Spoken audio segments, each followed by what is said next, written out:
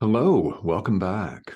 You may be wondering when you look at the title, Hold Your Fire, you may be wondering exactly what we're talking about here.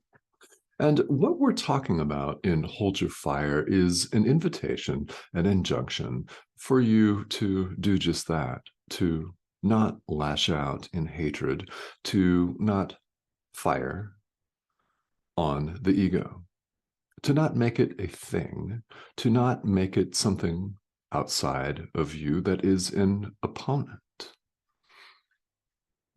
This is an idea that at first may seem highly, highly bizarre on the path. It does. It's just one of those ideas that flies in the face of our conditioning in the world. It is completely opposed to our conditioning in the world. And the idea is you have no opponent.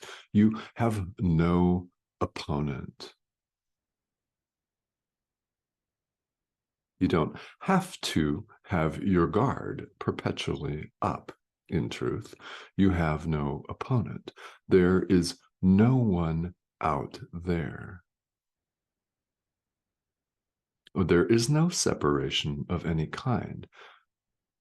When you follow the sheer simple logic of that statement, you've got to conclude that there's no opponent. If there is no separation of any kind, there's no other person, no other thing, no other circumstance for you to bludgeon in your hatred and abject rage, right? You have no opponent. Quite naturally, we're conditioned to believe that we're in a world of opposites. And yes, of course, we have an opponent. In our economic systems, we have the competition, which might be another company, or it might be some other political entity. It might be your neighbor, and it might be someone that's related to you. We're constantly viewing ourselves in opposition to one another. Our political races and elections are so and so versus so and so. Legal systems have the word versus in them all the time. Our sporting contests are one team against another team, right? Our entire society, our entire way of life, no matter where you live in the world, is all predicated on the idea of separation. The entire world is a separation idea. And when we identify with the ego, we're completely enmeshed in this. And this is where we appear to find ourselves. So let's find our way out. We're not going to do that here by bludgeoning the ego. We're not going to do it by making an opponent of it and then attempting by our sheer guile to poison it or to kick it in the face or to sleep with it and deceive it somehow. We're not going to do that by making it real. It's not real. Now, this one can be an idea that people struggle with on the path, and understandably so. I mean, look at how thoroughly we've been conditioned to believe that we're individuals, that we're individual human beings, self-sustaining survival units. I'm fond of saying that. If you're wondering where I got that idea, it's from a woman's resume in the 1990s. And at the time, I thought, oh, that's an interesting way to put it. Self-sustaining survival unit.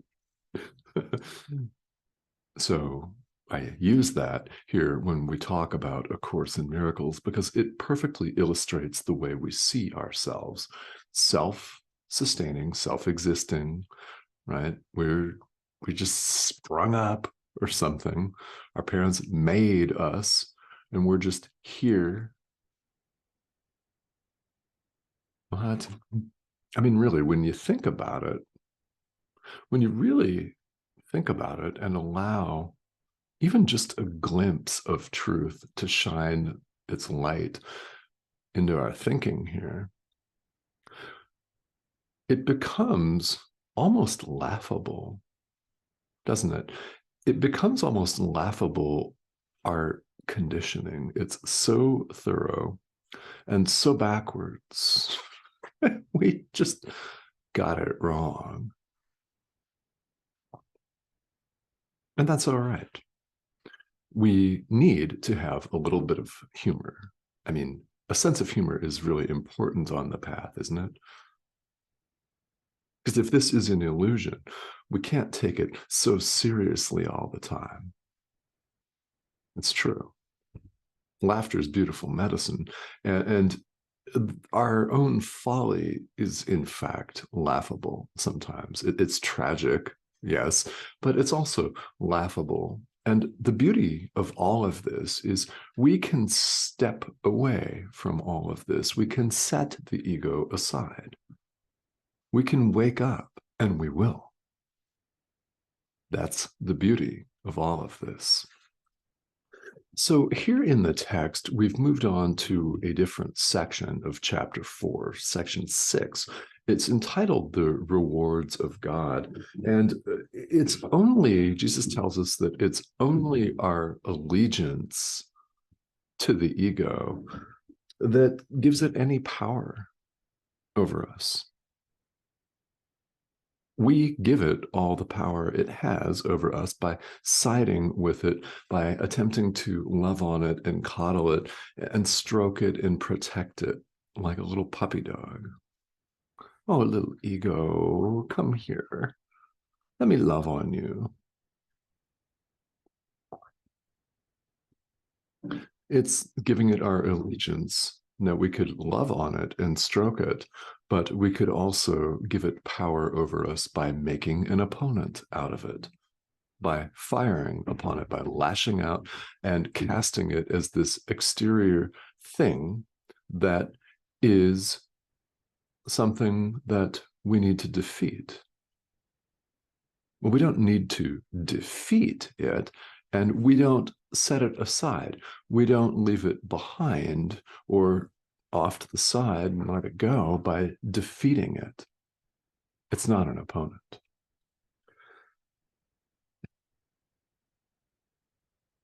The ego is nothing more than a belief. It's part of what we believe about ourselves.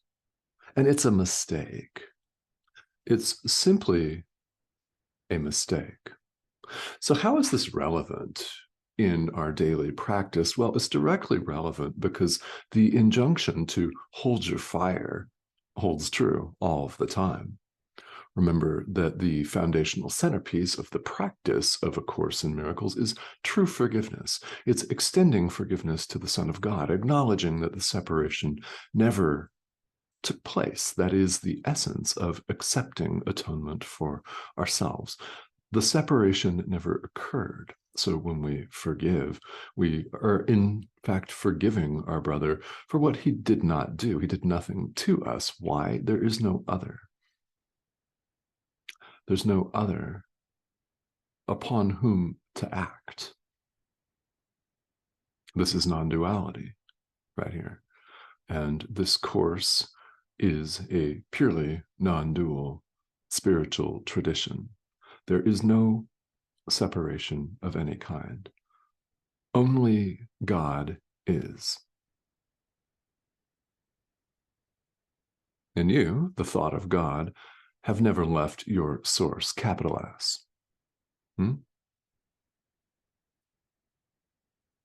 That one's worth repeating over and over and over again.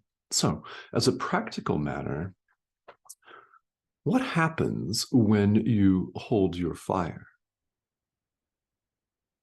What happens when somebody pisses us off? Because it's going to happen today. It might happen in an hour. It might happen in less than 5 minutes. We don't know when exactly, but something's going to annoy us. Something is going to cause us to feel less than joyous. And as we're taught here in the practice of this thought system, anything that is not wholly joyous is an opportunity for forgiveness.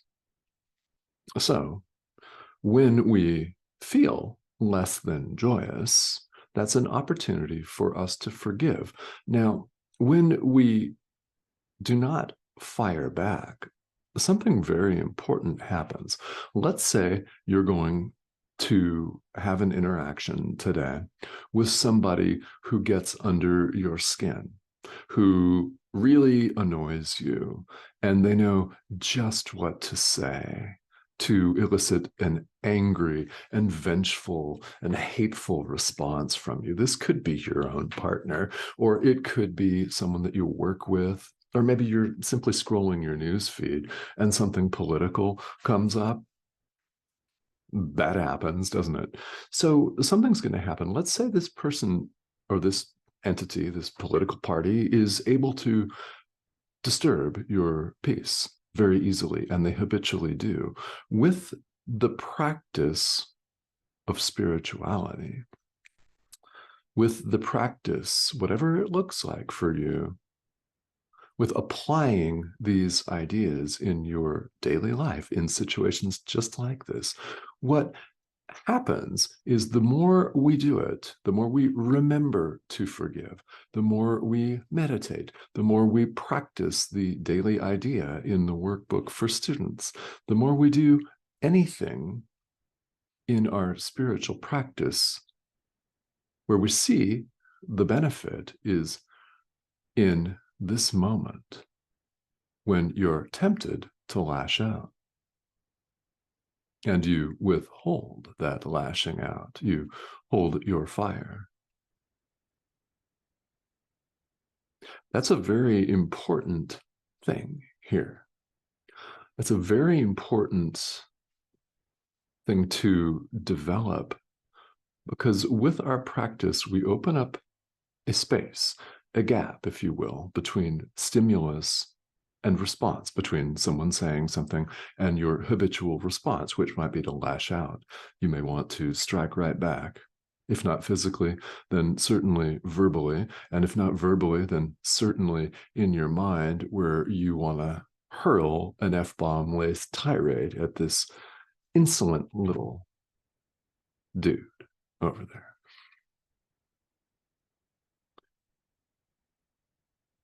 When you instead take the opportunity to forgive, you create space between a stimulus and your response. That gap that opens up gives you the opportunity to choose differently. So rather than lash out, you could choose to forgive the Son of God, recognizing that your brother is not separate from you and has never been, and releasing this to your inner teacher. It's very powerful. And it's the day-to-day, minute-to-minute, this moment-to-moment awareness that's so powerful on the spiritual path. And this is why meditation is a thing in various spiritual traditions. It is. That's why people engage in what they may call mindfulness practice, meditation. That's why in the workbook for students, we have ideas with practice periods and repetition and application, because we develop a habit of forgiveness. We develop a habit of patience. We develop a habit of loving kindness. We develop a habit of not lashing out and holding our fire, and a benign gentleness that's extremely powerful. That is your strength. The fact that you're not lashing out, if you're not lashing out, that is your strength. It's strength. So my invitation to you is to cultivate that strength. And if you are confused or wondering how, invite your inner teacher to guide you. Whatever you call your inner teacher, Holy Spirit, Jesus, something else. Invite your inner teacher to guide you and ask for guidance. A very powerful prayer here is to ask your inner teacher to direct your forgiveness. Please direct my forgiveness. and take a step back and allow your inner teacher to do just that, to direct your forgiveness. Powerful, powerful indeed. All right. So another thing that I want to invite you to do, of course, is if you have questions and you would like to ask me questions, please feel welcome to do so. The comments are a perfect place for that here on YouTube. So comments, questions, anything that I may be of assistance of on the path, that's what I'm here for as a guide. And that's part of the reason that this series of videos exists. So here is the subscription button. That's the red arrow. If you have not subscribed, I'd love to have you join me here. And this is something that I do several times a week. Repetition's very key on the spiritual path, isn't it? Because we're about developing a habit of forgiveness, developing habits of patience, and holding our fire and not lashing out at our brother, because we will be tempted to do it. So the next time you are, forgive, forgive, create that space for yourself and use it to forgive the Son of God. All right. Thank you, as always, for joining me.